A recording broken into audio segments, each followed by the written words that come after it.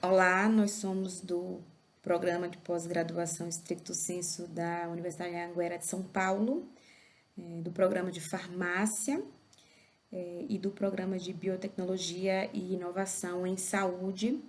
E vimos trazer aqui um pouquinho a respeito da relação da fitoterapia e, e do SUS, né? Qual que é a relação entre o uso de fitoterápicos do Sistema Único de Saúde, dando continuidade ao projeto que nós estamos desenvolvendo. Antes de falar um pouco sobre SUS, sobre fitoterapia no SUS, é importante a gente falar sobre a RENAME. A RENAME, conhecida como Relação Nacional de Medicamentos Essenciais, ela começou a ser elaborada em 1964 por meio do decreto 53.612. Em 1975, essa lista ela foi oficializada, né, através da portaria 233 do Ministério da Previdência e da Assistência Social. E a RENAME é um guia onde são elencados medicamentos para o uso no âmbito da atenção básica à saúde.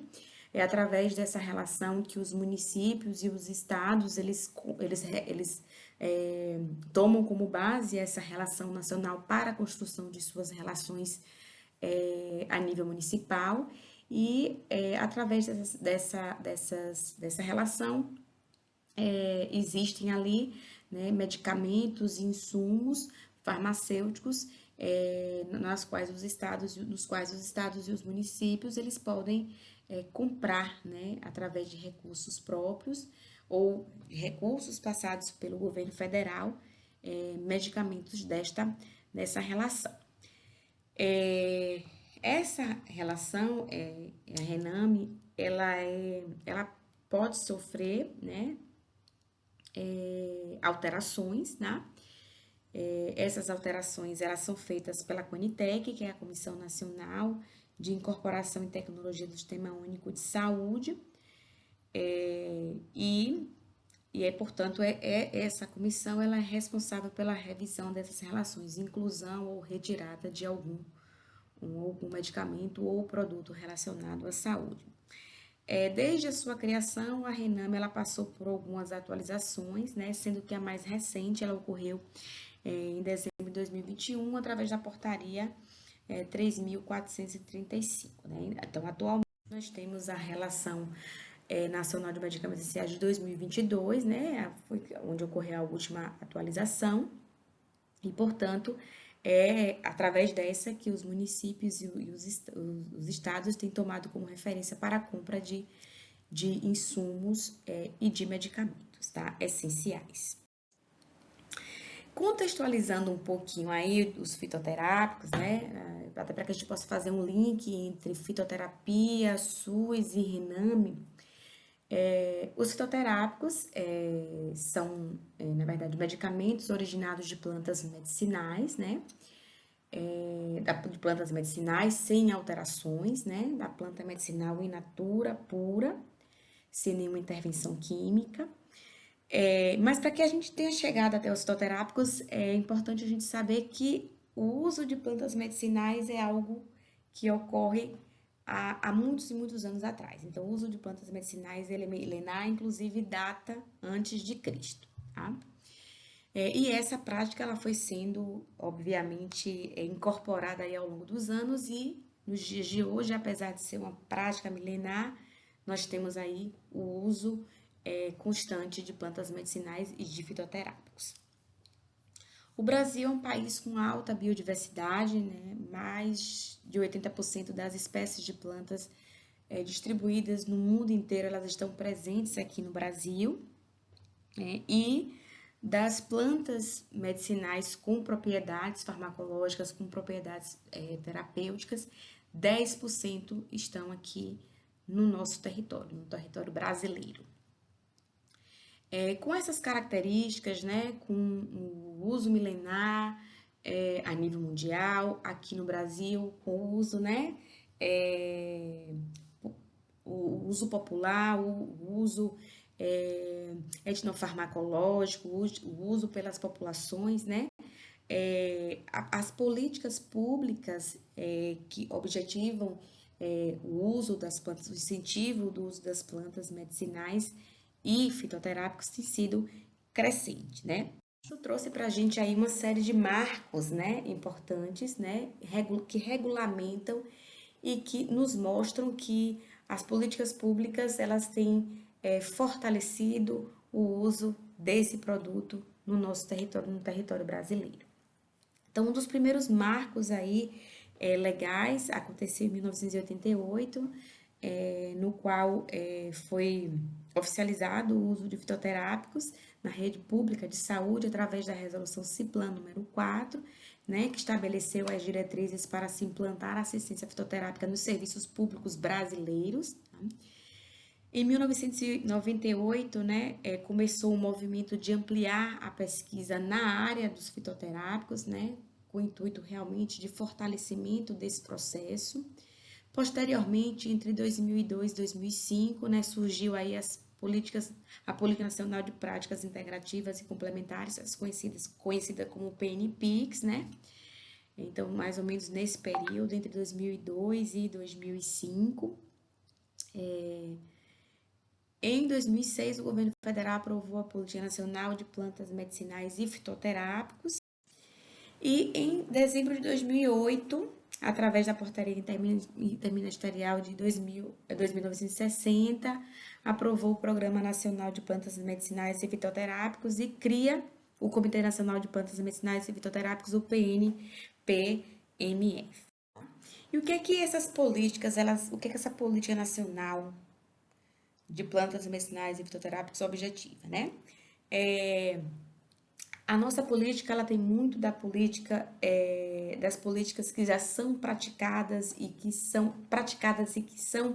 que têm sucesso em países da Europa, como por exemplo a Alemanha. A Alemanha que é um país altamente industrializado, muitas das indústrias farmacêuticas estão lotadas nesse país, mas é um país que, apesar de ter uma industrialização muito forte para medicamentos sintéticos, tem uma política nacional de plantas medicinais e fitoterápicos muito bem sucedida. E a nossa política, o que ela objetiva? Ampliação das opções terapêuticas e melhoria da atenção à saúde aos usuários do Sistema Único de Saúde, uso sustentável da biodiversidade brasileira, né? Valorização e preservação do conhecimento tradicional das comunidades e povos tradicionais. A gente não pode pensar em fazer política de plantas medicinais e fitoterápicos sem associar o uso tradicional. Tudo começa no uso etnofarmacológico, tudo começa na etnofarmacologia. Por isso mesmo, todo esse processo do projeto de ir, de buscar, de saber, né, o que as pessoas têm usado. Fortalecimento da agricultura familiar, né, um outro objetivo. Crescimento com geração de emprego e renda, né, reduzindo as desigualdades regionais. Desenvolvimento tecnológico e industrial. Inclusão social e redução das desigualdades sociais e participação popular e controle social. Um outro marco muito importante aí que traz assim, que abre as portas mesmo para que esses medicamentos sejam prescritos pelo Sistema Único de Saúde, que sejam utilizados ali no âmbito do Sistema Único de Saúde, foi a inclusão dos fitoterápicos na RENAME em 2012, né? Que na verdade foi uma recomendação da Organização Mundial da Saúde. Atualmente nós temos 12 fitoterápicos, né, presentes ali na RENAME, tá? E aí, e obviamente, os fitoterápicos, né, as concentrações e a composição, né, desses fitoterápicos, né, e aí tem a denominação genérica e a denominação, o nome científico da planta, a forma farmacêutica. Eu vou passando aqui, e essa consulta pode ser feita muito facilmente na RENAME, ela é de fácil acesso, de acesso público. E aí a gente tem aqui um resuminho sobre as propriedades e indicação desses fitoterápicos, né, dessas plantas. Então, a alcachofra tem atividade colagoga e coletérico, né, utilizada em dispepsias associadas à disfunção patobiliares.